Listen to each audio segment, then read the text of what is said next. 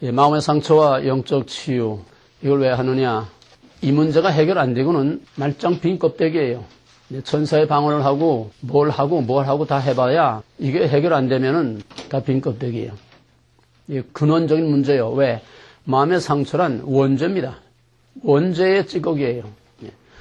우리가 예수를 믿음으로 원죄에서 사함받았다고 하는 것은 그건 하늘의 법정적인 얘기지 실제 우리하고는 상관이 없어요.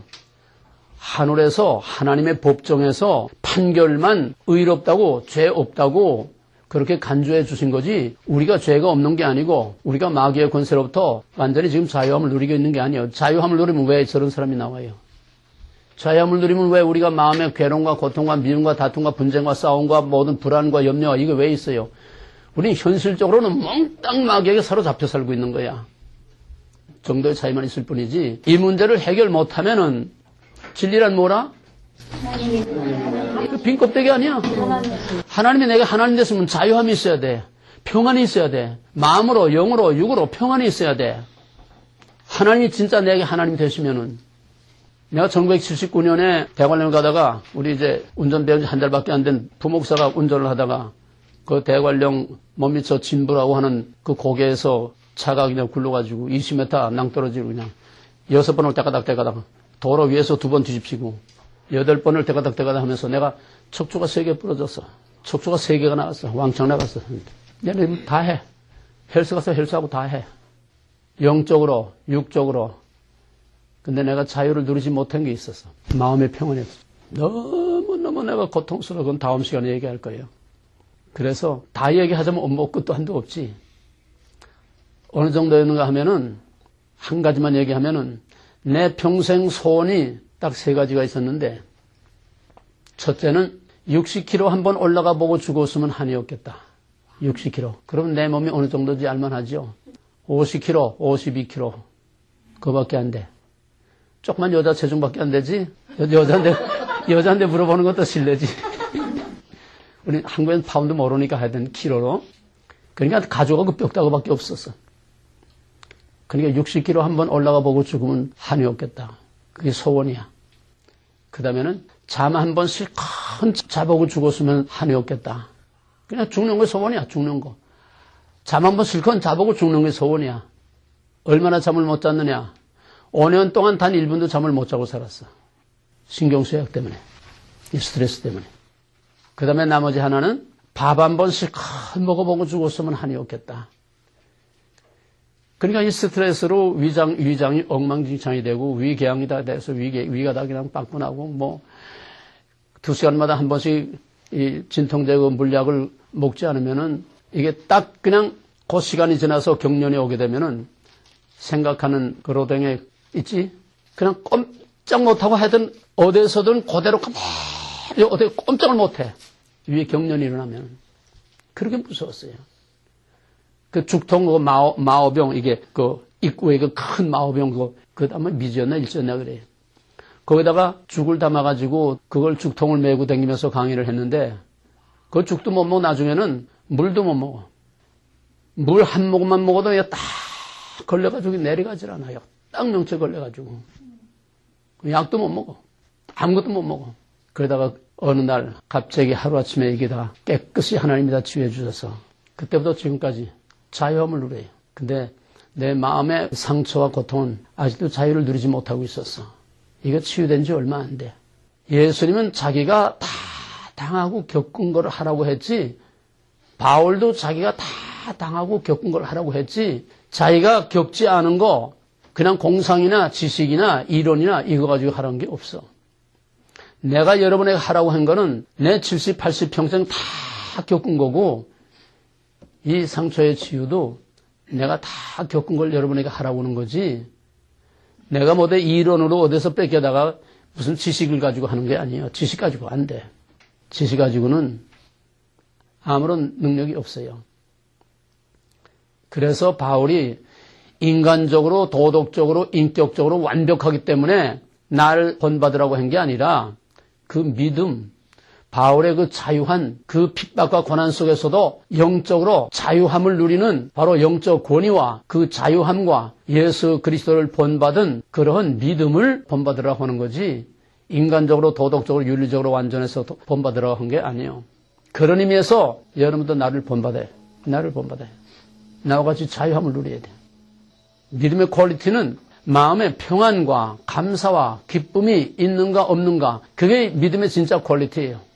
하나님과의 바른 관계에 있고 인간과의 바른 관계에 있을 때에만 참 평안과 감사와 기쁨이 넘치는 삶이 되는 거지, 현실적으로 인간관계, 하나님과의 관계, 세상과의 관계, 내 안에 이 사탄의 둥지가 그대로 있는 한은 마음에 평화와 감사와 기쁨이 없어. 이거는 감정으로 오는 그런 일시적인 그런 기쁨이 아니야. 조건적인 어떤 조건에 따라서 좋아졌다 나빠졌다 하는 그런 게 아니라 469장 창선처럼 내 영혼의 그윽이 깊은 데서 맑은 가락이 훈련하네. 그냥 기쁨이 샘솟듯, 평화와 기쁨이 샘솟듯 솟아나는, 이것이 이 땅에 있으면서 천국의 자유와 평화와 안식과 기쁨을 누리는 진짜 퀄리티는 신앙이지, 이게 하나님이 내게 하나님 되시는 거예요. 이게 진리야. 이게 복음이야. 복음이란 본질상 전인적인 치유입니다. 육신의 치유, 마음의 치유, 영적인 치유, 죄와 마귀에게 사로잡히고 눌려있는, 갇혀있는 모든 영육 간의 모든 마귀의 권세와 죄의 권세와 모든 이런 부자유한 것에서 자유함을 누리게 하는 총체적인 전인적인 치유가 복음이지, 예수 그리스도의 십자가는 전인 치유의 복음이지 영적인 것만도 아니고, 또 예수님이 살아생전에 병자 고친 육신의 병만 고치는 게 아니라 그리스도의 복음은, 진리는 본질상 치유하는 거예요. 치유가 없는 거는 그건 진리가 아니에요. 치유가 없는 거는 참 복음이 아니에요. 복음으로 말미암은 자유가 없는 거는 참 복음이 아니에요. 그런 의미에서 이 상처의 치유를 통해서 여러분들이 자유함을 누려야 돼요. 그렇다고 해서 내가 육신의 세 가지 소원 하루아침에 갑자기 이루어진 것처럼 그렇게 모든 것이 단번에 되는 건 아니야. 육신의 병은 그럴 수도 있어요. 그러나 상처라고 하는 거는 하루아침에 되는 게 아니야. 왜? 상처는 모태에서부터 상처가 이루어져, 형성돼. 태교라고 그러지, 태교. 태중의 아이를 가지고 있을 때에 그 어머니와 그 가정의 분위기, 말 한마디 웅웅으로 하는 거, 지금은 과학이 발달돼가지고 그 모든 그 모체로부터 오는 반응을, 그 태아에게 어떤 반응이, 태아가 어떤 필링을 느끼느냐, 그거를 지금 다 읽어내요. 컴퓨터로 다 눈으로 보게 다 읽어내. 어머니 숨소리 하나까지 다 그 태아에게 영향을 주는 거예요. 정서와 인격 형성이 거기서 되는 거야, 다. 맨날 부부싸움하고 또 맨날 불안, 항상 마음의 평안이 없고 불안하고 염려, 근심, 짜증, 분노 이런 것이 있으면은 그 애가 정신적으로 정서적으로 건강한 애가 나올 수가 없어요. 거기서부터 일그러지는 거야. 꼬이고 뒤틀어지고 일그러지고, 다시 말해서 정신적으로 그 마음이 벌써 쭈그러지고 파괴된 인간이 나오는 거예요. 이거 심하게 되면 기형아가 돼요. 그리고 출생하는 과정으로부터 성장 과정, 모든 우리가 인생 살아오는 과정에서 우리가 얼마나 많은 상처를 우리가 안으면서 쌓이고 무디고 무뎌서, 어떤 사람들은 무뎌서 자기에게 무슨 프로그램이 있는지를 전혀 모르고 그냥 그저 덤덤하게 그냥 그저 그렁그렁 살아가는 사람들도 많고, 우리 집엔 뭐 별 문제 없어요. 뭐 별로 뭐 안강하고 싸우지도 않고 뭐. 그러나 의인은 없나니 하나도 없느니라. 죄와 마귀가 이 세상을 지배하고 있는 한 상처가 없는 사람은 아무도 없어요. 아무리 금실이 좋은 부부라도 서로 말 못하는 자기 혼자만이 갖고 있는 그런 아픔이나 또 그 이전에 살아오면서 가지고 있는 그런 아픔과 상처들이 다 있는데, 그거를 예민하게 느끼는 사람도 있고 또 좀 둔하고 덤덤해서 모르고 지나가는 사람도 있고, 정도의 차이지. 지난번에도 말했지만은 상처는 상처를 낳습니다. 상처는 자기 상처가 자기의 상처를 자꾸 또 만들어내요. 또 상처 있는 사람은 남에게 반드시 상처를 입힙니다. 그래서 연쇄 반응적으로 계속 시어머니한테 구박받는 며느리가 좀 강아지 궁뎅이 찬다고, 여기서 기분 나쁜 일이 있으면 다른 데 가서 자기도 모르게 나가. 자기에게 그런 상처와 그런 불안과 그런 적개심, 반항심, 불신 이런 모든 것들이 꽉 차 있을 때에는 자기도 모르게 남에게 상처를 자꾸 줘. 주는 거 없이 상처를 줘요. 그래서 가정이면 가정, 사회면 사회, 교회면 교회. 바로 이 결정적인 절정이 바로 오늘 한국 사회입니다. 한국 사회는 지구상의 가장 거대한, 가장 심각한 정신병자들의 수용소예요. 거대한 4,700만 한국 사람 치고 정상적인 사람은 하나도 없다고 해도 과언이 아니에요. 전체가 다 정신병자 수용소야.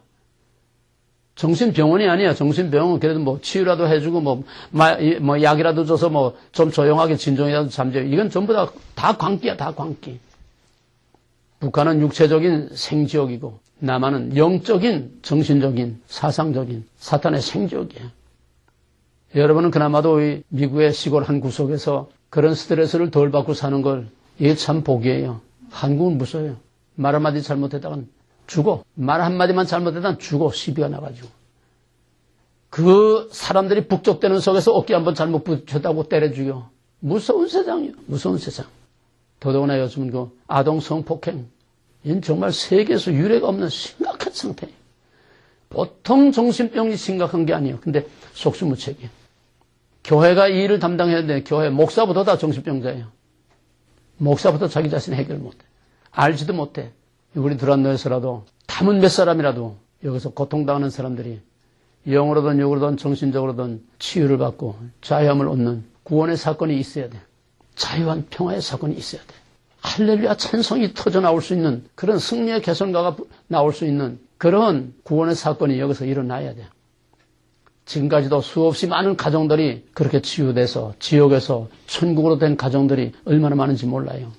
매 기마다. 우리 엮이는 이제 사람이 많으니까 더더구나 이런 문제들이 알게 모르게들 다 가지고 있는 이것들을 해결을 해야 돼요. 자, 그럼 지난번에 공부한 거 모든 마음의 상처는 어디서 온다? 모든 마음의 상처는 어디서 온다? 기억할 걸 기억하지 못하면 뭐지? 그럼 힘든 것도 아니고 세이브만 딱 해두면 나오는 건데 모든 상처는 어디서 와요? 죄와 마귀. 죄와 마귀에게서요. 그럼 그걸 안 오게 하려면 어떻게 해야 돼? 내 안에 상처가 만들어지지 않게 하려면 어떻게 해야 돼? 마음의 상처는 죄와 마귀로부터 온다. 그럼 죄와 마귀가 내게 상처를 갖다 주지 않게 하려면 어떻게 해야 되냐고. 내가 가르쳐준 게 있지. 다 같이 시작.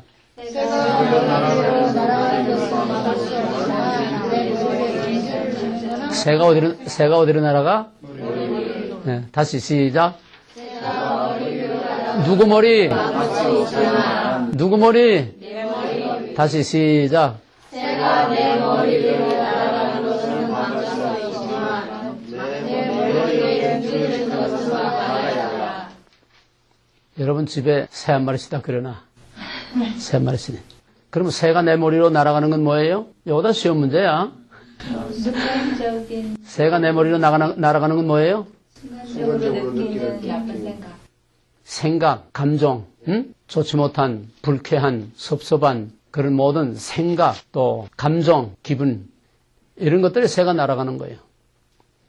그럼 둥지 틀지 못하게 하면 어떻게 해야 돼? 상처란 뭐예요? 상처란 뭐라고 그랬지? 새가 날아가는 건 먹지 못하는데 둥지를 트는 건 뭐라고 했는 거 둥지가 상처지. 예? 그럼 어떻게 해야 둥지를 틀지 못해? 둥지를 튼다는 건 뭐예요? 그런 생각이나 그런 감정에 사로잡히는 거, 거기에 묶이는 거, 또 거기에 붙들려서 이걸 놓지 못하는 거, 그렇게 되면 상처가 된다는 거예요. 둥지가 돼. 그럼 어떻게 해야 돼요? 둥지 틀지 못하게 하려면? 사로잡히지 말고 놓지.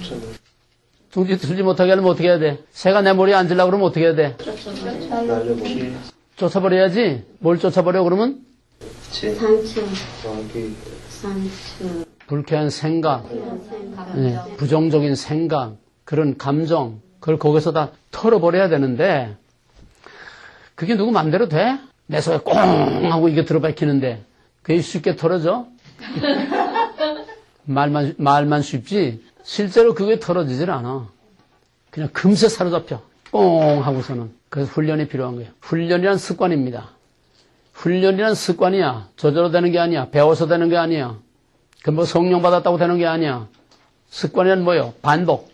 예술가나 모든 운동선수라는 거는 계속해서 같은 행동을 계속해서 반복함으로써 훈련이 되는 거예요. 그죠? 자기 스타일을 버리고 자기 습관을 버리고 자꾸 하라고 하는 그대로 자꾸 계속 같은 거를 반복함으로써 바스켓볼에서 공을 거기다가 집어넣는 것도 그거 한 번에 돼? 자꾸 자꾸 같은 행동을, 같은 동작을 자꾸 반복함으로써 그 습관이 훈련이 되는 거예요. 신앙이란 훈련이요. 습관을 통해서 훈련이 돼야 되고. 상처의 치유도 훈련으로 되는 거지 절대로 저절로 되는 게 아니야. 기도한다고 되는 게 아니야. 은혜 받았다고 되는 게 아니야. 새를 쫓는 훈련으로부터 시작해서 끊임없는 피나는 싸움, 투쟁, 훈련이라는 건 그리 쉬운 게 아니에요. 모든 훈련은 다 고통이 따르고 불이익이 따르고 자기 억제와 자기 포기가 따르게 되고 그럴 때에 훈련이 되는 거지. 저 하고 싶은 대로 자기 형편대로 자기 기분대로 다 하고선 무슨 훈련이 돼요? 먹을 거 다 먹고 잘 거 다 잡고 놀 거 다 놀고 할 거 다 하고 그러고선 무슨 인류 메달감이 되고 인류 예술가가 되고 인류 피아니스트가 될 수가 있어요? 신앙은 그 이상의 훈련이 필요한데 오늘날 어디서도 훈련이 없어. 훈련이 왜 없어요? 제자 훈련도 있고 무슨 훈련도 있고 훈련 많으니까 아니야. 그거 아니야. 그런 거 가지고 안 돼. 영적인 훈련. 지식 가지고 안 돼. 생활과 삶 속에서 말씀과 성령이 그 삶 속에 적용이 됨으로써 하나님이 내 하나님 되는 무서운 싸움을 통해서 훈련을 통해서 되는 거예요. 하나님이 내 하나님 된다는 건 그냥 되는 게 아니라 하나님과 나와의 싸움이야. 하나님과 내 안에 있는 자기 주장이라고 하는 마귀와 하나님과의 싸움이야. 이 싸움이 없이는 절대로 영적인 훈련이 안 되고 신앙의 훈련이 안 돼. 무슨 뭐 성경 공부 프로그램들 그런 훈련 가지고 되는 게 아니에요. 약간의 도움은 있어. 약간의. 일시적인, 그냥 근원적인, 근본적인 해결은 아니야. 그래서 마귀가 우리에게 일단 들어와서 이게 한 번으로 끝나는 게 아니고 아까도 말했지만은 모태에서부터 빽하고 나올 때부터 지금까지 살아오는 과정에서 우리 계속 끊임없는 이 도전, 자극, 끊임없는 이러한 자극을 받으면서 계속해서 상처를 자꾸 입는데 하나님이 주신 은혜로 말미암아 무슨 은혜? 망각의 은사로 말미암아 또 자기도 모르게 자꾸 잊어버려서 어느 정도 이게 자꾸 여과돼 나가니까 살지 이게 그대로 다 쌓이면 터져서 죽어. 그래도 다 여과돼서 흘러나가서 배설물처럼 흘러나가지만은 그러나 찌꺼기가 자꾸 쌓여. 이거 자꾸 쌓여. 우리가 좋지 못한 패트푸드나 좋지 못한 음식들을 자꾸 먹으면 맨날 대변을 소변으로 다 나가지만은 계속 쌓이니까 그것이 콜레스테롤이 쌓이고 동맥경화증이 되고 당뇨가 되고 뭐가 되고 자꾸 성인병이 되고 자꾸 비만증이 걸리고 다 하는 거 아니에요? 배설돼도 쌓이듯이 영적으로도 똑같아. 마음으로도 똑같아. 배설되지만은 쌓여. 어떤 사람은 좀 배설을 잘하는 사람도 있고 어떤 사람들은 배설을 못하고 자꾸 쌓이는 사람도 있고 꽃 같은 걸 먹어도 운동을 자꾸 하면은 여과가 되죠. 운동을 안 하면 계속 먹기만 하면 자꾸 이렇게 되는 거 아니에요? 꽃 같아. 영적으로나 육적으로나 정신적으로나 또 마음의 상처나 다 마찬가지. 그래서 이런 것들이 우리 안에 쌓이게 되면은 거기에 교재에 나와 있던 것대로 여러 가지 많은 이런 상태들이 나타납니다. 한마디로 종합해서 말하면 마음의 평화가 없고 기쁨이 없고 감사가 없고 사랑이 없고 진실과 서로를 믿어주는 그런 신뢰가 없고 불신과 배타, 부정적이고 불안, 염려, 초조, 근심 항상 마음이 오그라들어 있는 긴장되어 있는 이런 속에서 누구와도 원만한 인간관계를 갖기가 어려운 정말 살아있으나 생적 같은 가정이면 가정, 사회면 사회, 교회면 교회. 아무도 없어도 자기 혼자 안에 있어도 자기 안에서도 무서운 싸움이 벌어지고 자기 안에서도 평안이 없고 기쁨이 없고 결국 지옥 같은 생활을 사는 거예요. 우리는 이 세상에서 완전한 구원을 다 누릴 수는 없지만은 그러나 제한적이고 한계가 있지만은 그러나 하나님께서 허락하신 최소한 거기에 어느 정도까지는 우리가 이 땅에서 영으로 육으로 마음으로 정신적으로 환경적으로 자유함을 누려야 돼. 자유함을 누려야 돼. 이 미국에 오니까 프리라는 말 참 많이 쓰더라고요. 프리 그냥 장사꾼들 무슨 마당 그냥 전부 프리. 근데 우리 크리스찬이 얼마나 자유함을 누리며 삽니까? 돈으로부터 사람으로부터 자존심으로부터 그냥 사람들이 나를 어떻게 보나 뭐라고 그럴까 항상 그 자존심이라는 거 하나 때문에 그걸 지키기 위해서 불안과 긴장과 또 그거로 인한 스트레스와 자유함을 누려야 돼. 남에게 불편을 준다든지 남에게 불이익을 준다든지 그런 것이 아닌 한은 자유함을 누려야 돼. 미국 사람들이 자유함을 누린다는 건 꼭 정치적으로만 자유한다는 게 아니에요. 미국 사람들 얼마나 자유로워요. 뭘 입든지 상관없잖아요. 여름에 밍크 코트를 입고 나오든지, 뭐 오바를 입고 나오든지, 한겨울에 뭐 햇팬트를 입고 뭐 반바지, 뭐 소매도 없는 걸 걸치고 나오든지 자유하잖아요. 어쨌건 미국 사람들은 불필요한데 구속을 받지 않아요. 사람들로부터 자유함을 누려. 자기가 남에게 피해를 끼치거나 또 법을 위반하거나 그 사람들은 철저히 이걸 압니다.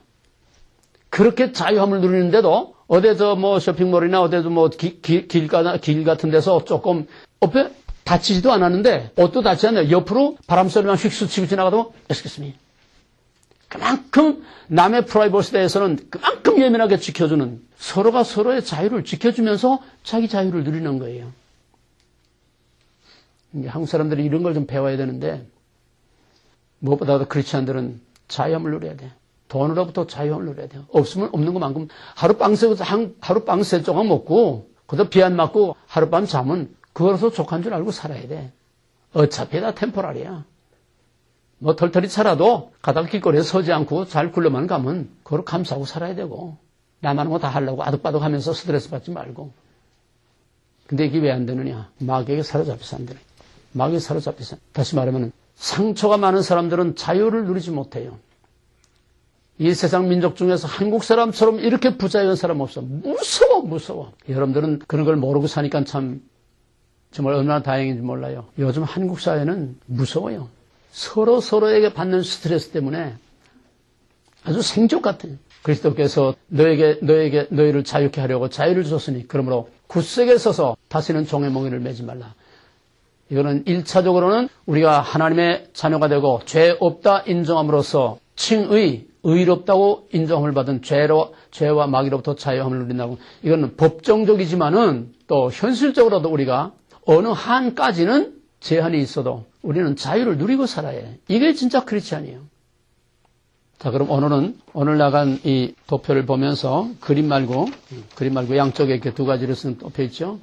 이걸 보면서 상처가 구체적으로 근원적으로는 죄와 마귀로 말미암아 오는 것이지만은 그것이 구체적으로 현실적으로 어떻게 상처를 받느냐. 가장 큰 거는 자존심의 문제입니다. 자존심이라는 거에서 무조건 나쁜 건 아니에요. 자존심이라는 거는 좋은 면으로 긍정적으로 말하게 되면 사람들로부터 인정받고 싶어 하는 긍정적인 좋은 측면이 있어요. 자존심이라는 건. 자존심이 없으면은 이건 정말 아무것도 아니야. 근데 자존심을 지켜야 할 것이 있고 불필요한 자존심이 있는데 사람들은 진짜 지켜야 할 자존심은 알지도 못하고 헌시장처럼 다 내버리고 불필요한 자존심에 매달려서 사느냐 죽느냐 앙당하고 그래. 진짜 자존심은 하나님께 대한 자존심을 가져야 돼. 영적인 프라이드를 가져야 된다는 거예요. 나는 내 얼굴에 침을 뱉는 건 얼마든지 참을 수 있어도 하나님의 이름을 욕되게 하고 예수의 이름을 욕되게 하는 건 난 못 참아. 영적인 자존심을 가져야 돼. 하나님께 대한 자존심을 가져야 돼. 근데 개떡같은 있어도 살고 없어도 사는 아무것도 아닌 자존심 때문에 우리가 얼마나 많은 상처를 주고 상처를 받는지 모릅니다.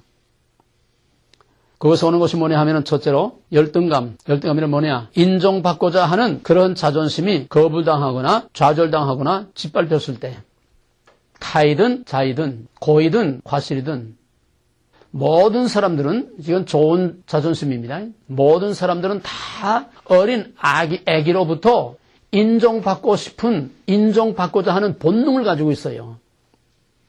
조그만 아기도 인정해주면 좋아하잖아요. 심지어 고양이 새끼는 자기 좋아하는 사람에게만 가고 자기 싫어하는 사람에 안 가. 강아지도 그래요. 한국에 있는 내 집안 사람인데 그 집에는 그 시어머니가 개를 싫어해. 그 애들이랑 집안 식구 다 개를 좋아하는데 그러니까는 아침에 애들이랑 어른들이 다 나가면은 그 시어머니 혼자 있잖아. 그러면 이 개는 저 소파 밑에 들어가서 하루 종일 안 나와. 저 싫어하는 거 아니까. 그럼 저녁에 누가 애들이고 오면 나와서 난리야 난리. 짐승도 그런데 하물며 사람이 그걸 왜 모르겠어요. 조그만 애기도 다 사랑받고 인정받으려고 하는데 이게 안 될 때에 이것이 상처가 쌓이는 겁니다. 그냥 소외를 당해서 사랑을 못 받든지 또 오히려 또 적극적으로 학대를 받든가 또 인정을 해주지 않던가 이런 모든 인정을 받지 못하는 데서 상처가 오게 되는데 예를 들면은 이거는 타의에서 어쩔 수 없는 경우에 얼굴이나 신체상의 어떤 핸디캡이 있을 때 얼굴이 너무 못생겼다. 남들은 다 잘생겼는데 나는 왜 이렇게 못생겼노? 남들은 다 저렇게 훤한데 나는 왜 얼굴이 이렇게 시꺼매서 앞만 주워발라도 퍼렇고 참 고민거리죠. 스트레스 없을 수 없어요.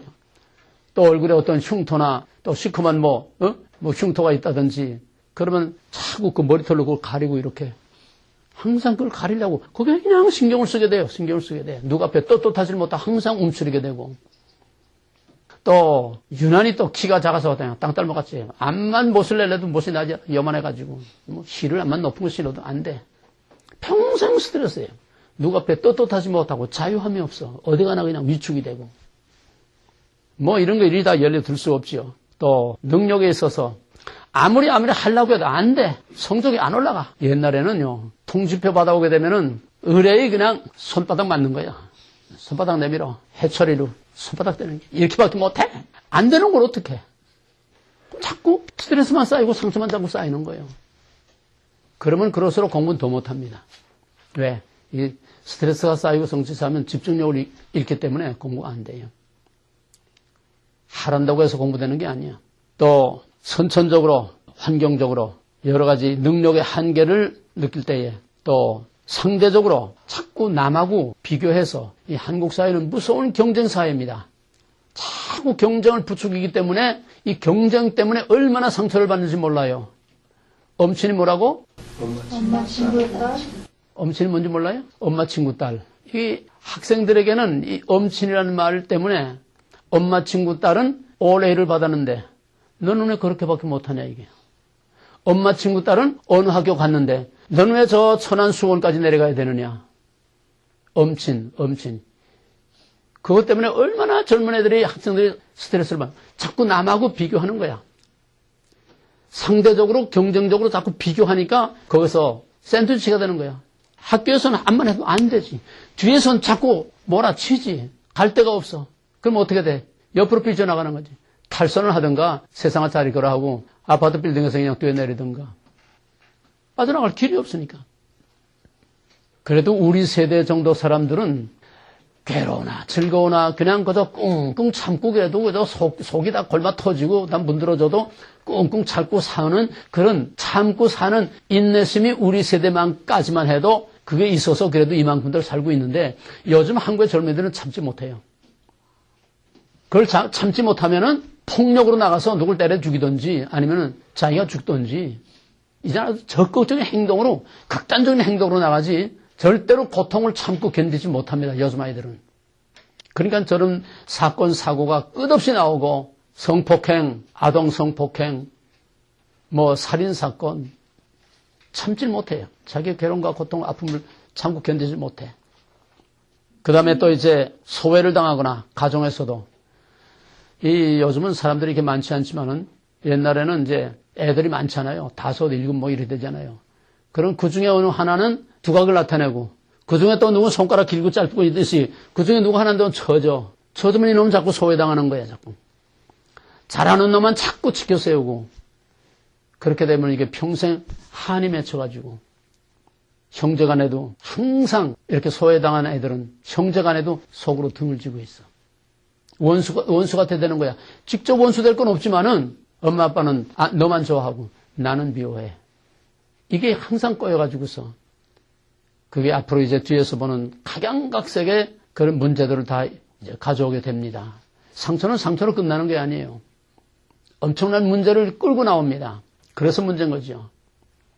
그 다음에 이제 무시당하는 거, 가정이나 학교나 직장이나 어떤 집단에서 따돌림을 당하거나 무시를 당하거나 어디도 끼지 못하고 항상 소외되고 물하고 기린처럼 따르돌고 그런 데서 오는 또 자기 의견이나 자기 생각이 받아들여지지 않고 계속해서 묵살당하고 거부당할 때 특히 부부간에 또 부모 자식 간에 한 번도 뭐 하겠다고 하면 기꺼이 하라고 한번 해보라고 이렇게 힘을 실어주지 않고 꼭 브레이크를 걸고 꼭 부정적인 그런 반대 의견들을 내놓고 이건 서로가 다 상처가 있어서 물론 그렇지만은 이렇게 부부면 부부 또 부모와 자녀면 부모와 자녀 간에 이렇게 인커리지 격려해주고 한번 해봐. 실패해도 한번 해봐. 내가 우리 아이가 중학교 1학년 때에 그때 컴퓨터 XT 쓸 때 XT 알아요? XT는 여러분 알지도 못할 거예요. 맨 처음 나온 거야, 컴퓨터가. 그거 쓸 때 그때 이제 XT 다음에 나온 PC, 퍼스널 컴퓨터. XP 다음에 윈도우는 아직 모르고 XP 다음에 그 때문에 PC 개인 PC가 나올 때인데 그때 얘가 컴퓨터를 한번 만들어 보겠대. 그 생태기가 컴퓨터를 만들어 보겠대. 그래, 얼마면 되겠냐? 그 얼마면 되겠다고. 그래, 한번 해봐라. 그 용산 전자상가에 가서 뭐 다 파트들 사다가 이렇게 낀대. 처음이니까 뭐 다 껴가지고 스위치 딱 넣으니까 팍 타버렸어. 그럴 수 있는 거야. 그 야단치면 안 돼. 그 다음에 두 번째는 그래 해가지고서 아주 컴퓨터 첨단 컴퓨터 박사가 됐어요. 사방에 남의 컴퓨터 만들어주고 또 남의 컴퓨터 고쳐주고 그것 때문에 지금까지도 뉴저지에서 지금까지도 그냥 맨날 남의 컴퓨터 고쳐주러 돌아다니고 참 이런 게 중요해요. 실패를 통해서 성장하고 성숙하고 깨닫는 건데 이런 걸 자꾸 이렇게 막게 되면은 나는 아무것도 할 수 없어. 해봐야 소용없어. 말해봐야 소용없어. 또 안 돼. 그러니까 이 사소한 상처라는 건요. 사소한 것들이 자꾸 이렇게 쌓여서 티끌 못해서 안 된다고 이런 것들이 쌓여서 나중에는 그 뿌리가 너무 단단하고 너무 깊어져 가지고서 이게 평생 그 뿌리를 뽑지 못하는 무서운 상처들로 그 한두 가지겠어요? 그 상처의 뿌리들이 한두 가지겠어요? 어마어마하게 많은 문어발 같은 이런 종류별의 그런 상처들이 그냥 나무 뿌리처럼 얽히고 설켜가지고 뿌리 깊이 베낀 그 상처를 하루아침에 하루 이틀에 그게 고쳐지겠어요? 그게 뿌리가 깊은 것만큼 시간이 오래 걸린 것만큼 그만큼 치유의 시간이 그만큼 많이 걸립니다. 뿌리가 깊은 것만큼 그만큼 그걸 치유하는 데는 엄청난 고통의 대가를 치러야 되고 엄청난 인내와 정말 피투성이가 되는 그런 자기와의 싸움과 요즘 털도 안 뜨고 예수 십자가 은혜 한마디로 뭐든지 다 되는 거죠. 이게 사기야, 사기. 예수 십자가 공로는 우리가 죄와 마귀로부터 구원받는 구속, 영적인 구속을 받는 그거지. 그 다음에 우리 모든 삶 속에서 이루어야 할 치유, 즉 어려운 말로 말하면 성화의 과정은 피나는 싸움이야. 저절로 되는 게 아니야. 성화는 저절로 되는 게 아니야. 요즘은 중생교리만 있고 성화에 대해서 일체 말을 안 해. 전부 웰빙, 그저 복받고 잘 사는 얘기만 했지. 사랑하라, 서로 도와주라, 구제하라. 전부 이런 웰빙 도덕적인 얘기만 했지. 치유에 대해서 전혀 말하지 않고 성화에 대해서 전혀 말하지 않고 인간 자체의 변화를 위해서 훈련을 위해서 전혀 교회가 말하지 않아. 지금의 복음은 다 가짜예요.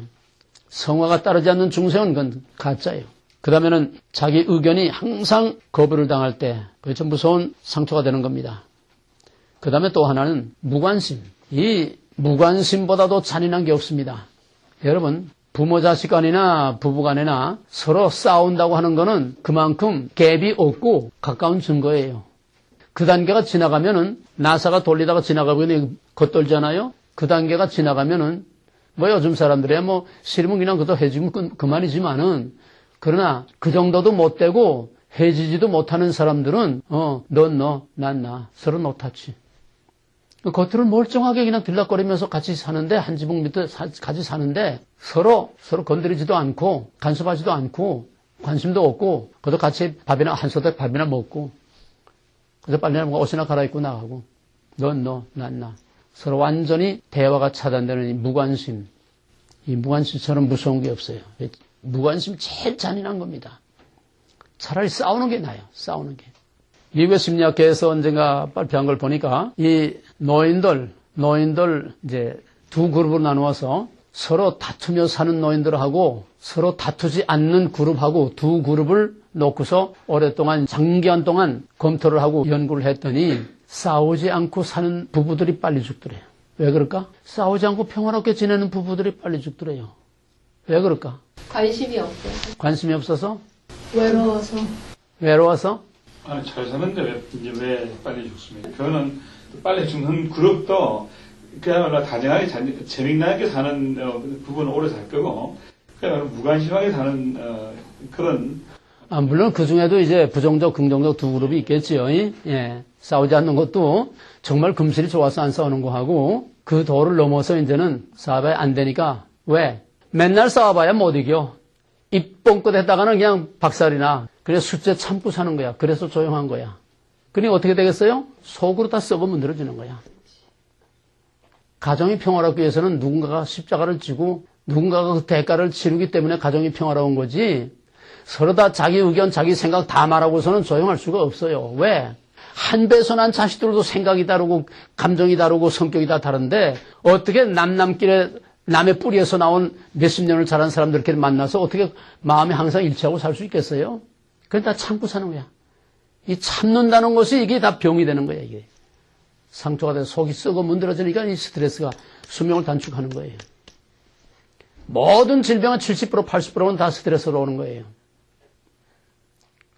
참는 것만이 능사가 아니야.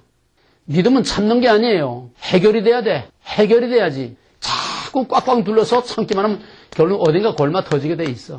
참는 게 능사가 아니야. 참는 거로 안 돼. 그러다가 터져. 죽어. 참았다 터지면 그냥 끝장이야, 그때는. 참았다 터지면 화산이 폭발하는 것처럼 뭔가 일나. 자기가 죽든지 남을 죽이든지 아니면 그냥 끝장을 내든지. 참을 거는 물론 참을 때까지 참을 거는 참아야지요. 그러나 참는 자체가 해결책이 아니라고 하는 거. 그래서 다투는 사람은 왜 오래 사느냐? 스트레스를 해소하니까. 둥지를 털어버려. 네? 둥지를 털어버리니까는 그게 계속 쌓여서 썩어 들어가진 않아. 어느 때 가서 싸워. 적당히 싸우는 거는 스트레스를 해소되는 하나의 치유법이 되는 거고, 카타르시스, 정화작용이 된다는 거예요. 적당히 싸우는 건. 그러나 그것도 어쩔 수 없는 궁여지책의 수단이지, 진짜로 이 모든 과정을 다 넘어서서 치유가 되고 나서 안 싸우는 건 이건 진짜예요. 치유가 되고 나서 안 싸우는 진짜야. 우리 부부는 서로 마주 앉았다면 누구든지 한마디만 입이 나가면은 탁구야. 톡 치면 톡 쳐. 톡 치면 톡 쳐. 두 번, 세 번, 그 다음에 벌써 탁 올라가는 거예요. 입을 못 벌려. 입만 벌렸다 하면 무조건 반대니까. 입만 벌렸다 하면 무조건 반대니까. 톡. 어떤 쪽에서 받아들여야 이게 끝나지 않아요? 이쪽에서 치고 저쪽에서 치니까는 그게 끝나? 탁구 치듯이 그냥. 참, 내가 말로 다 형언할 수 없는 과정을 겪었어요. 그러나 우리는 지옥에서 천국으로, 지옥의 천국. 지금 몇 년 가도 말 한마디 서로 의견 충돌 다툼이 없어. 무시무시한 생지옥 같은 데에서 이게 치유되는데, 이게 하루 이틀에 된 게 아니야. 다음 시간에 내가 좀 얘기할 거예요. 이런 문제를 가지고 있게 되면은 어떤 증상들이 나타나느냐. 그 아래 특징, 증상, 진단. 실패와 상처에 대한 두려움이라는 거는 누가 나한테 내가 말 한마디 잘못했다가는 또 상처를 받아. 그죠? 인정받지 못하고, 반대말을 하고, 무시를 당하고, 그럼 또 상처 입는 거 아니야? 그런 데 대한 불안, 두려움, 또 뭔가 실수하거나 잘못하면 또 이거 구박받고, 잔소리 듣고, 그런 데 대한 불안, 두려움, 처져, 긴장, 그렇게 되면은 집중력을 상실하고, 안정하지 못하고 안절부절해. 불안정. 그리고 기억력이 상실되고. 이 아이들 공부 못하는 아이들 그냥 공부하라 자꾸 그런다고 해서 공부하는 게 아니에요. 애들이 스트레스 많이 받는 아이들은 이 상처가 많고 스트레스 받으면은 이 정신이 집중이 안 돼. 책 펴놓고 11시, 12시, 1시까지 가만 앉아 있어도 책 펴놓고 들여다보면 공부하는 것 같은데 오만 잡상, 망상 다 들락거리고 뜬구름 타듯이 그냥 떠돌아다니는 거지 하나도 안 보여. 집중력이 없어. 나는 한참 심할 때는요. 누가하고 약속을 해도 약속을 한 걸 찾아가질 못해. 수첩에 적어놓으면 수첩 보질 못해. 이건 망각의 은사가 아니라 망각증이야. 그냥. 건망증. 수첩에 적어놓으면 뭐래? 그걸 봐야지. 그래서 나중에 손바닥에 적어놔. 손바닥에 적어놓은 것도 이걸 보는 걸 잊어먹고 약속을 못 지켜. 그 정도는 아무것도 아니야. 어느 정도 하면은 이 집중력이 없으니까 기억력과 집중력은 같이 나갑니다. 집중력이 없으면 기억력이 없어지는 거예요. 여러분 기억할 걸 기억하지 못하는 건 공부에 집중 못해. 집중력이 없어서 그래. 다 분산이 돼가지고 집중해서 딱 들어 한마디에 딱 뺏깁니다. 잊어버리잖아요. 내가 지금 내일 모레 80이라도 집중해서 딱 이렇게 어떤 책을 본다든지 어떤 내가 정말 궁금하던 거 어디서 딱 발견을 했다든지 할 때 요구나 딱 하나가 한 번 딱 입력되면은 지워지질 않아요. 집중해서 들은 거, 집중해서 본 거, 그건 한 번으로 잊어버리질 않아. 근데 그것도 편안하게 태평하게 들은 거는 꼴백 번 들어도 자꾸 잊어버려. 내가 기억력이 집중력과 기억력이 얼마나 내가 심각했는가 하면은 성경을 못 읽어. 성경을 한 절을 못 읽어. 한 절을 왜 못 읽느냐? 한 절을 읽으려면은 그 앞에서 나온 단어하고 그 다음 단어들이 연결이 돼야 말이 되잖아요. 그래야 이해가 되잖아. 단어 하나하나가 한 단어 넘어가면 고전 단어가 새까맣게 잊으면 생각이 안 나. 한 단어 한 단어가 연결이 안 돼. 여러분 상상할 수 있어요? 그런 거? 한 단어 내려가면 그 웃단어가 새까매. 그러니까 한 절 가지고 10번, 20번을 읽어도 끝내 그 한 절이 무슨 말인지 모르고 결국은 더 읽질 못해. 그런 생활을 했어요. 얼마나 심각해. 여러분은 그 정도 아니까 애라는 건 꼭 해. 정신병도 안 되려면. 그래서 불안정, 기억력 상실, 또 피로, 이 스트레스가 심하고 긴장, 불안, 염려, 초조 이런 스트레스와 상처와 이런 것들이 심하면요. 사람이 스트레스를 받으면 진액이 빠집니다. 진액이. 하는 거 없이 진액이 빠져요. 하는 거 없이 피곤하고 아무것도 안 하는데도 그렇게 그냥 막 온몸이 녹아내리고 그냥 맥을 못 쳐. 조그만 서성대도 그냥 다 무너지는 것처럼 맥을 못 치고 먹고 놀아도 그렇게 힘이 들어. 피곤해. 이 정신적인 스트레스 받는 거예요. 에너지가 무진장 소모됩니다. 육체 노동의 몇 배 소모돼요. 이래서 이런 스트레스가 많은 사람들, 이 상처와 스트레스가 심한 사람들은 만성 피로에서 항상 피로를 호소하고 요 단계가 지나가면은 통증을 호소해. 고통을 호소해. 실제 육체적으로 고통이 옵니다. 내가 총각 때 형님이 세브란스 병원에 있었는데 나는 그냥 못 살겠어. 너무너무 그냥 안 아픈 데가 없고 못 살겠어. 그냥 많은 고통을 호소해도 형님 본인이 알지.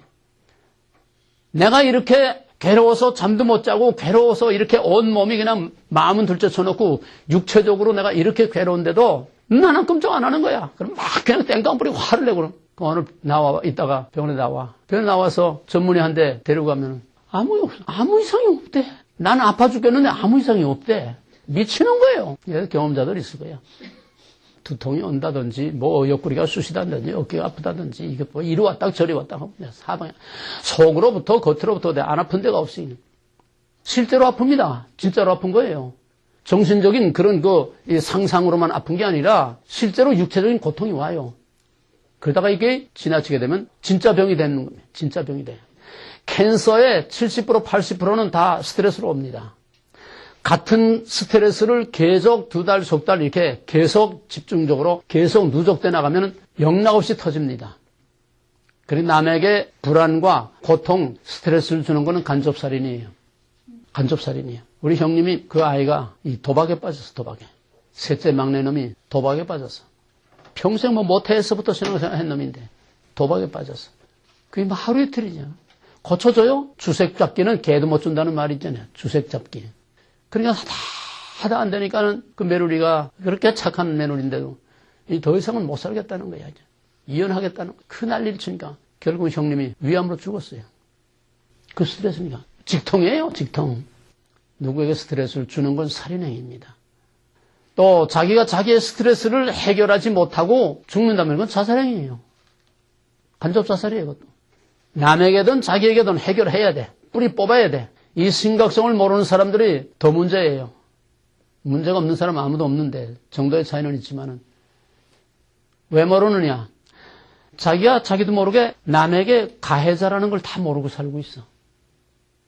기껏 해봐야 자기는 피해자야. 에? 저희 집구석에서 자기는 피해자야. 저희 남편은 자기를 몰라줘. 자기를 이해 못해줘. 피해자야. 전부 피해자만이지 가해자는 없어. 어느 집 구석에 들어가 보든지 다 피해자래. 여자한테 물어보면 자기가 피해자야. 남자한테 물어보면 또 자기가 피해자야. 다 피해자야. 가해자는 없고 피해자만 있어. 자기가 남에 대해서 남편이나 아내나 아이들이나 또 밖에 사람들이나 직장에서나 자기가 가해자라는 건 전혀 모르고도 살아요. 이게 누적이 되면은 사람 골병 들게 만들고 정신적으로 육체적으로 심해지면은 간접살인이 될 수 있는 거예요. 그래서 이런 피로, 의욕상실, 불신, 폐쇄적, 그 다음에는 폐쇄적이 되면은 의사불통, 고집불통, 누구하고도 대화가 되지 않고 타협이 안 되고 의논이 안 되고 그냥 막무가내로 애골수로만 나가는 이 고집불통. 성격적인 것도 있지만은 이런 상처로 불신의 벽이 두터워지게 되면은 누구의 말도 진실 그대로를 받아들이질 못해. 액셉하지 못해. 다 탱탱 튕겨내고 다 거부하고 부정적이고 비판적이고 배타적이고. 그러면 이러한 마음의 이건 다 내적인 겁니다. 이런 증상은 그 속에서 나타나는 것들인데 그런 병을 가지고 그런 상처를 그런 문제를 가지고 있는 사람들은 표면으로 밖으로 어떻게 나타나느냐. 오른쪽 보세요. 그게 방어기제라고 하는 건데 속에 이런 문제들을 가지고 있으면은 그것을 위장하고 합리화시키고 또 다른 사람들이 자기의 약점과 아픔을 건드리지 못하게 자기의 약점을 들여다보지 못하게 자기 스스로 무의식적인 본능적인 방어 기제가 나타납니다. 디펜스 메커니즘이 나타난다는 거예요. 이건 알고 하는 의식적인 행동이 아니에요. 무의식적인 행동입니다. 그래서 모든 상처와 아픔과 약점을 스스로 자꾸 은폐하고 숨기고 위장하기 위해서 역기능, 반대 기능이 나타나. 이거하고 반대 기능이 나타나. 예를 들어서 열등감, 극심한 열등감을 가지고 있다. 경제적으로 너무 가난해서 그 가난에 대한 열등감이 어려서부터 또 이렇게 쌓여있는 그런 열등감이 있다. 또는 공부를 못해서 또 남들은 다 대학 가는데 자기가 대학을 못 가는 한이 맺히고 그런 것들로부터 자유를 누리지 못하는 사람들이 이 극심한 사람이 있어요. 대학 못 갔다고 다 그런 건 아닌데 특별히 어떤 사람들은 이게 아주 한이 맺히고 이게 아주 무서운 상처가 돼서 병처럼 되는 그런 사람들이 있어요. 뭐 미국 사람들은 그런 거 별 문제가 안 되는데 한국 사람들은 특별히 학력 사회이기 때문에 이 간판 사회이기 때문에 대학 못 갔으면은 어딘가 길을 못 펴고 자꾸 위축되고 자꾸 자기가 남보다 뭔가 부족하고 모자르다고 하는 결핍증을 갖고 이런데 자유함을 누리지 못해. 미국 사람들은 뭐 대학 못 가도 내 아는 사람은 아주 엄청난 부자인데 미국 사람인데 그 아들은 대학도 안 가. 자기는 취직한대. 그래서 내 딸 같은 그런 사람이 있는데 그 아이하고 고등학교 같은 이제 친구들인데 고등학교 때부터 그냥 쭉사 살자 그렇게 따라다니더니 결국 걔하고 결혼을 했어. 잘 살아요. 그러다고 해서 부모 의지하는 게 아니야. 결혼할 때 그 갑부가 저희 아들 결혼하는데 그 별장이 어느 정도가 하니까 별장 안에 풀장이 있어. 집 안에 풀장이 있어. 아주 왕궁 같아, 성 같아. 그 호숫가의 가든에서 이제 결혼식을 하는데 딱 만불 딱 주면서 이거 가지고 다 해. 뭐 집 하나 사주는 것도 아니고 아파트 하나 얻어주는 것도 아니고 만불 가지고 다 하라는 거야. 아파트는 뭐 들어가서 뭐 폐하면 되는 거니까 세상에 난 놀랬어 정말. 한국 같으면 얼마나 요란스럽게 하겠어요. 저희 그 젊은 애들 친구들 그냥 그래서 가족 몇 사람하고 그렇게 해가지고 이제 결혼식을 했는데 고등학교 안 나왔다고 끌리는 거 하나도 없어. 완전히 후리하게 살아. 그러더니 저 소방 헬리콥터 있지? 그것도 이제 교육받아가지고 소방 헬리콥터 지금 이거 빨로 하고 있어요. 아니 대학 못 나오면 못 삽니까? 미국 사람들은 자유하게 사는데 한국 사람들이 학력 때문에 스트레스 받는 사람이 너무 많아요. 이런 열등감을 가지고 있는 사람들은 역기능으로 나타납니다. 정반대로 나타나. 열등감이 심한 사람은 한마디로 말하면 교만한 사람들은 열등감이 심하다고 보면 틀림없어요. 교만한 사람. 물론 타고난 성격도 있겠지만은 어디 가나 잘난 척하는 사람, 어디 가나 똑똑한 척하는 사람, 팔방미는 노릇하는 사람, 백과사전, 누가 무슨 말 한마디만 꺼내면은 그냥 그 말 딱 가로채가지고서는 혼자 다 아는 것처럼 그냥 팔방미인 백과사전 모르는 거 없어. 목사 누구 이름 하나 나오면 그 목사 줄줄이 그냥 그 뭐 배우고 다 나오고 어떤 탤런트 말 한마디만 나오면 그 탤런트 그냥 잘 다 나오고 세상 얘기 모르는 거 없이 사방팔방 대중 잡지 무슨 잡지에 나오는 이런 것들 그냥 안 보는 거 없고 모르는 거 없고 목사들 그런 사람이 있어요. 그 마켓에 나오는 것들 별의별 게 다 많잖아요. 그 이만큼 갖다가 일주일 내내 그거 다 봐. 성경도 안 보고 기도도 안 하고 그만 봐. 극심한 열등감에 사로잡힌 사람들은 팔방민, 백과사전 그런 사람들 보면 불쌍해. 자기 몰라. 그 열등감으로 인한 자기의 고통이 얼마나 심한지를 몰라. 역기능으로 다 위장되고 캄프라져있기 때문에 오히려 그 다음엔 자기가 자기에게 쏟고 살아. 자기가 많이 아는 것처럼 이거 가지고 보상심리. 많이 아는 것처럼 그거 가지고 자기 보상심리로 그걸 가지고 자위를 하는 거예요. 자위. 이런 사람들은 참 불쌍한 사람들이에요. 또 있는 척하고 뭐든지 차도 인류, 뭐 집도 그냥 힘에 넘치도록 그냥 큰 집, 좋은 집 뒤집어 쓰고 차도 좋은 차, 옷도 남보다 더 비싼 옷, 브랜드, 좋은 것들만 입고 다니고. 여기는 참 자유로운데요. 아무거 입고 다녀도 한건 안 그래. 굶어 죽어도 남한테 끌리지 않게 입고 다녀야 되고. 응? 하다못해 여자들 신발 어디 가서 벗어놓으면 신발 어디 거나 신발 안에다 써 있잖아. 그거 가지고 자존심 상하는 거예요. 땡볕 내서라도 최고 신발 비싼 것들을 사 신고 다녀야 되고. 이렇게 되면은 자기라고 하는 건 없어져요. 전부. 그러니까 과소비, 낭비, 허세, 이 애모를 봐도 다 나타나. 애모를 봐도. 과소비, 낭비, 허세, 얼굴로 다 나타나. 이런 상처가 심한 사람들, 열등감이 심한 사람들. 또 어떤 사람들은 불안, 초조 때문에 자기 속에 잠시도 평안이 없고 항상 그냥 불안, 긴장, 초조, 그냥 다리가 다다다다다다 떨지 않으면 그냥 한 군데 오래 가만 앉아있지 못하고 그냥 화장실 들락날락 하지 않으면 이 불안, 초조. 또 어디 가서 팍팍 기마에 쓰고 그냥 돈 쓰는데 그냥 팍팍 쓰고 다니는 사람. 물론 마음이 좋아서 이렇게 쓰는 사람도 있지만은 이런 디펜스 메커니즘으로 자기가 가난에 대한 이 열등감이 꽉 찬 사람들은 밖에 나가서 자꾸 이런 걸 과시하는 거예요. 과시나 이런 것들이 자기도 모르는 중에 다 나타나는 겁니다. 그 다음에 이제 또 다른 측면을 보게 되면 이런 사람들은 두 가지 행동 양식으로 나타나요. 이거 다 할 수 없으니까 크게 나누면은 두 가지 행동으로 나타나. 모든 사람들은 밖으로 발산하는 애향적인 사람이 있고 안으로 움츠러드는 내향적인 성격이 있습니다. 이건 타고난 성격이니까 거기에 따라서 이 디펜스 메커니즘이 달라지는 거예요. 아니 그거 아직 보라고 난 건 아니야. 그건 조금 더 있다 봐. 애향적인 사람은 밖으로 자꾸 발산을 하기 때문에 적극적인 반응으로 나타나. 이 디펜스 메커니즘이 적극적인 행동으로 나타나요. 이 적극적인 행동이 애향적인 사람들은 이게 잘못되게 되면은 공격적이 되고 범죄, 공격, 폭력, 그 사람은 건드리면 안 돼. 건드리면 그냥 폭탄 같은 말이 나오든지 뭐 칼날 같은 비수 같은 아주 그냥 속을 팍 긁어놓는 말이 탁 나오든지 이 사람은 그냥 건드리면 나와. 그러니까 예, 그림 보세요. 여기. 거기에 두 사람 마주한다는 그림. 이 그림이 두 사람의 특징을 한번 얘기해봐요. N쪽에 있는 사람의 특징은 뭡니까? 그 특징이 여러 가지가 있어요. 내향적. 그런데 여기에 나타난 그림의 실질적인 특징이 뭐예요? 방어다. 그건 전체적인 거고 부분적으로 구체적으로 그 사람의 행동 양식이 어떤 행동 양식으로 나오겠는가? 보호, 감추는 거.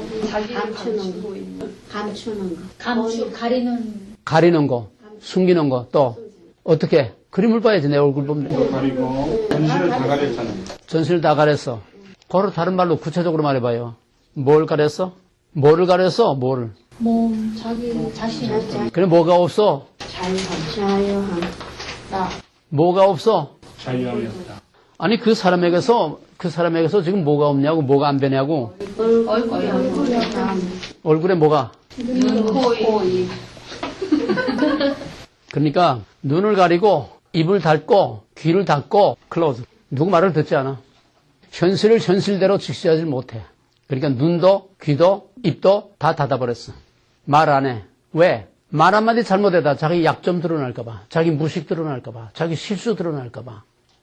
또 거절을 당할까 봐.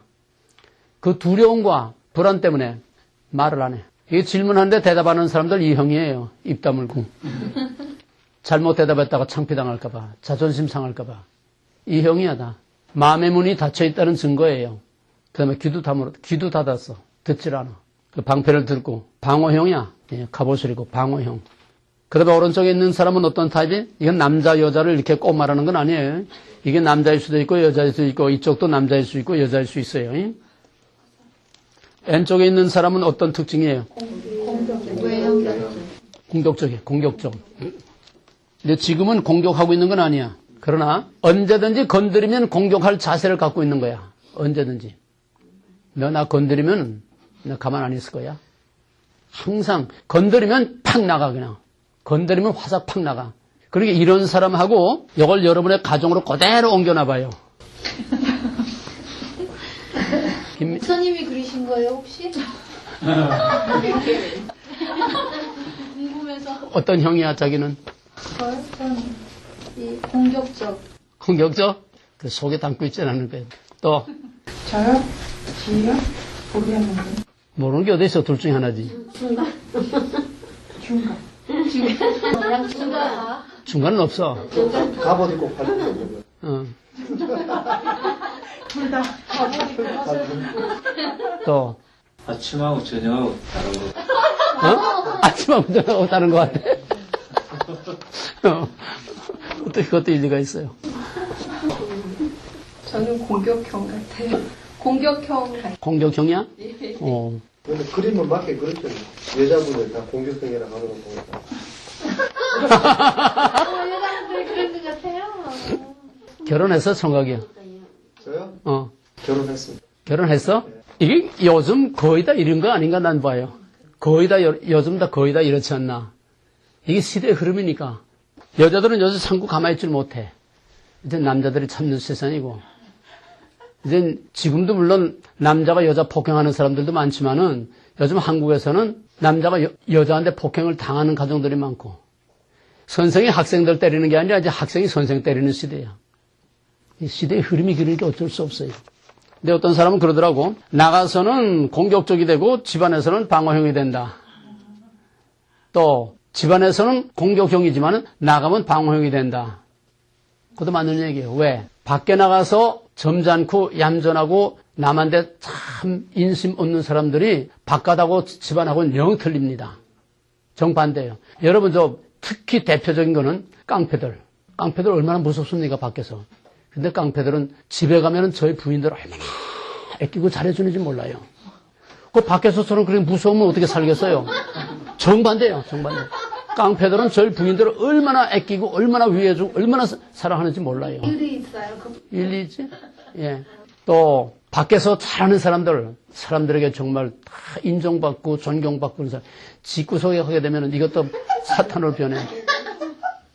내가 한국에서 크고 기도원 한울산이라고 하는 큰 기도원에서 이제 몇천 명 모인 그 기도원에서 이제 여러분 집회를 하는데 예배 끝나고 나서 어떤 젊은 자매가 상담을 하겠다고 왔어. 그냥 엉엉엉엉 울면서 이제 얘기를 하는데 자기 아버지가 어느 서울의 큰 교회에 아주 수석장로인데 교회에서는 아주 천사라고 그러는데 천사. 양같이 순하고 그렇게 잘 숨기고 교회에서는 다 그 장로님을 천사라고 그러는데 근데 집에만 오면은 이게 악마로 변해서 그냥 자기를 그냥 막 장작 패듯이 그냥 팬다는 거야. 얘는 더 이상 내가 매 맞고 살 수가 없어서 매 맞다가 맨발로 도망쳐서 갈 데 없으니까 이제 기도원에 올라온 거야. 난 이젠 못 내려갑니다.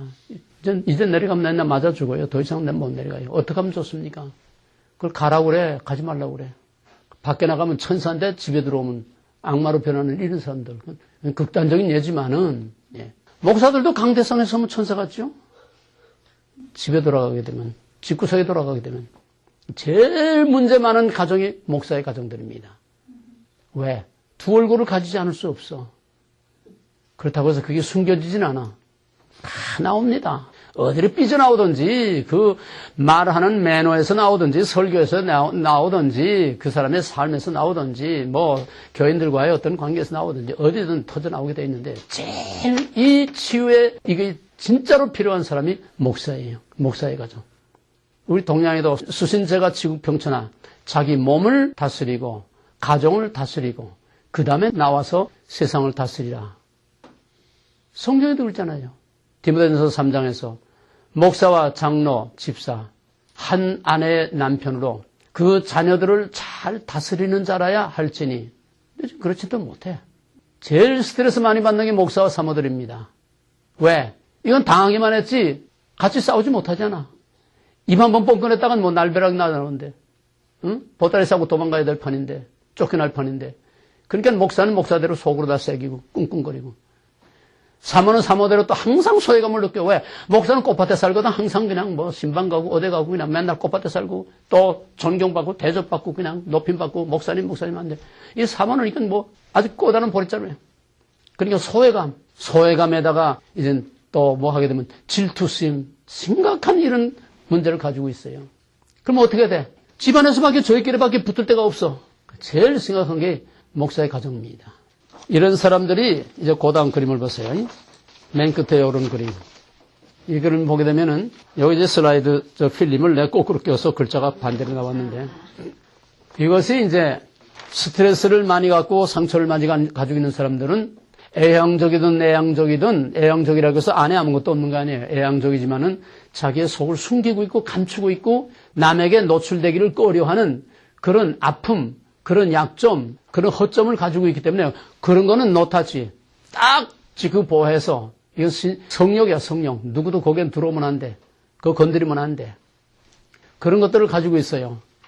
특히 이제 내향적인 사람일수록 이게 더 심합니다. 이 방어벽. 자기를 방어하는 이런 방어벽인데 이게 뭐냐 하니까 불신의 벽이에요. 불신. 아무도 자기를 들여다보지 못해. 아무도 자기 약점 들여다보면 안 돼. 큰일 나. 그러니까 항상 불안할 수밖에 없어. 누가 내 약점 이걸 알지 않나. 또 약점을 또 노출되지 않나. 말 한마디 잘못할 때. 또 누가 누구한테 또 내 이런 약점과 내가 이렇게 아파하고 괴로워하는 이런 것들을 또 사람들 입을 통해서 나가지 않나. 항상 이런 데 대한 불안이 있기 때문에 아까 갑옷 입은 그 사람처럼 자기 방어를 위한 이런 자꾸 불신의 벽을 쌓아. 사람들하고 원만한 커뮤니케이션이 안 돼. 진실과 진실을 서로 주고받을 수 없어. 누가 말을 해도 그 말을 받아들이질 않아. 다 그냥 이 두터운 방어벽 밖에서만 내리쳐지 마음속으로 받아들이질 못해. 이런 사람들에게는 복음도 진리도 그 어떤 말씀도 그 속에까지 중심까지 들어가지 못합니다. 다 밖에서 탕탕 튀어나가고 말아. 예수님은 이거를 네 종류의 밭의 비유로 말씀하셨어요. 길바닥과 같은 거야 이게. 또 가시덩굴, 돌짝밭 이건 다 상처와 하지로 세상 근심, 불안, 염려, 걱정 이런 것들이 다 얽히고 성긴 이게 가시밭, 돌짝밭, 길바닥 이게 심해지면 이 길바닥처럼 완전히 성을 쌓고 벽을 쌓고 그 속에 숨어서 오픈을 안 하는 거예요. 딱 클로즈하고. 뭐 성격적인 차이도 있지만은 말을 해야 할 자리에서도 말을 하지 않고 이렇게 클로즈하고 있는 사람들은 다 이런 형들이에요. 이런 형들이에요. 이런 형은 어떤 것으로 나타나는가? 그 다음 그림 보세요. 양쪽에 이거. 내향적인 사람은 안으로 움츠러져 들어가. 자꾸 위축돼. 우울증, 노여움, 분노, 곡해, 애곡 이런 사람들은 무슨 말을 해도 꽈배기처럼 다 꽤 이렇게 벨벨 꼬여서 오해를 하고 곡해를 하고 남은 선한 뜻으로 말하는데 피해의식이 꽉 차가지고 피해망상증에 걸려가지고서 저 사람이 나를 또 어떻게 하려고 그러는가? 왜 저런 말을 하는가? 이런 식으로 오해, 곡해, 애곡, 그 다음에 자학, 비판, 또 반대로 얌전하고 착하면서도 절대로 무너지지 않는 그런 아집, 고집, 애골, 절대로 누구 말 듣지 않아. 자기 고집대로 하지. 또 이걸 조금 더 지나치면은 또 옆으로 나가면은 음주, 마약, 도박, 도벽, 또 그 다음에는 은둔, 많은 사람들 앞에 나타나지 않고 사람들 틈에 끼어서 어울리지 못해. 항상 뒤로 쳐져서 혼자서 숨어 살길 좋아하고 방구석에 처박혀서 밖에 애출하는 걸 싫어하고 사람들 모임에 어디 나가는 걸 싫어하고 교회를 가도 그냥 꽁문이 아무도 모르는데 꽁문이나 한쪽 뒤편에 가만 앉았다가 예배만 딱 끝나면 싹 빠져나가고 사람들과의 교제와 이런 사귐이 없어. 항상 자기는 숨어 살아. 피해망상, 의사불통 또 어떤 경우에는 거짓말. 자꾸 자기를 위장하기 위해서 자기도 모르게 이게 무의식 중에 하는 거예요. 거짓말을 하겠다고 일부러 생각해서 꾸며서 하는 게 아니라 무의식적으로 습관적으로 그냥 거짓말이 나가버려. 거짓말이. 무조건 거짓말로 나가버려.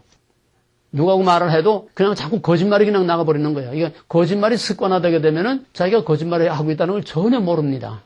몰라. 예를 들어서 남편이 집에 옆에 있는데도 전화가 왔어. 아무개 집사님 계십니까? 나가 밖에 나가고 없는데요. 이 전화 자체에 대한 불안증이 있어. 누가 가까이 접근하는 거기에 대해서 항상 불안이 있는 불안. 습관적으로 자꾸 거짓말을 해. 이유 없이 거짓말해. 아무 소득도 없는 맹목적인 거짓말에 습관적으로 거짓말을 해. 그런 사람들하고 무슨 대화가 되고 그런 사람들에게 무슨 복음이 들어가겠어요? 그 다음에 초조, 불안, 긴장 말할 거 없고 그 다음에는 또 이제 이런 사람 중에는 아부형이 있어요. 아부형. 개처럼 충성하고 이제 목숨을 다 바치듯이 그냥 개처럼 충성하고 왜? 아까 처음에 말한 것처럼 인정을 받기 위해서 물불 모르고 충성을 해.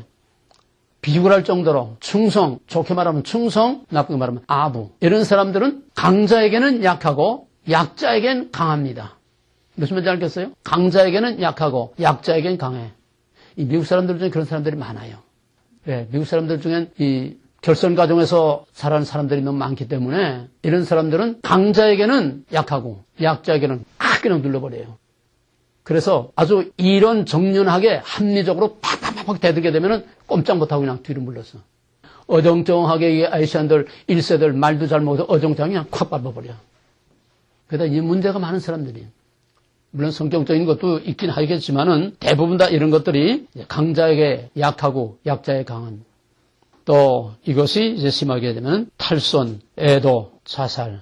그 다음에 오른쪽에는 밖으로 주로 나타나는 성격의 사람들입니다. 과섭이, 낭배, 낭비, 포식, 또 선심, 허세, 허영, 아까 말한 것 백과사전, 팔방미인, 완벽주의, 결벽증.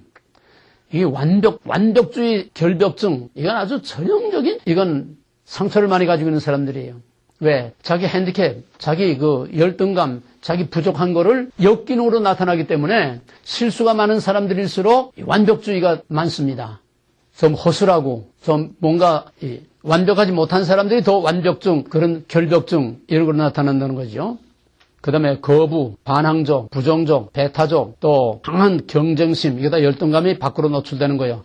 강한 승부욕, 그 다음에 공격적, 지배적, 험담, 남의 험담하는 거, 이간질하는 거, 음해, 증오, 폭력, 범죄, 분노, 살인 이런 사람들 중에서 독재형이 나오고 잔인한 범죄형이 나오고 또 이런 사람들 중에서 무서운 소유욕으로 수단과 방법을 가리지 않는 그러한 부정과 부패가 여기서 나오는 거예요.